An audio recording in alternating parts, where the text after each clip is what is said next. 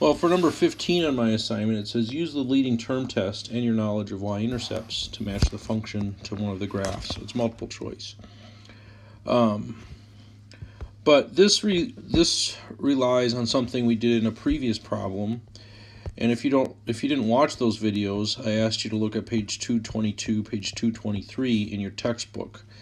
And this is the page that explains the general shape of these graphs.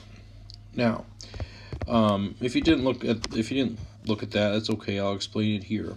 We first of all look at the highest degree exponent. This is 5th degree, which is an odd number. And we also look at the leading coefficient, which in this case is a positive 1. So it's positive leading coefficient, and it's an odd degree polynomial. Okay. What that tells us is the graph sort of looks like this. We don't know exactly. It doesn't have to have that exact behavior, but it is going to go like this at the left side, and it's going to go up and to the right. We don't know what it looks like in the middle. All right.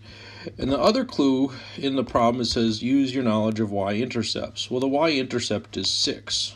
Okay. So I know this graph better cross on the y-axis at 6. I know it better curve down to the left and up to the right. And I don't know what happens in between, but I know it has to go through 6. Okay, so on your multiple choice questions is probably going to be different, but just refer back to page 222, 223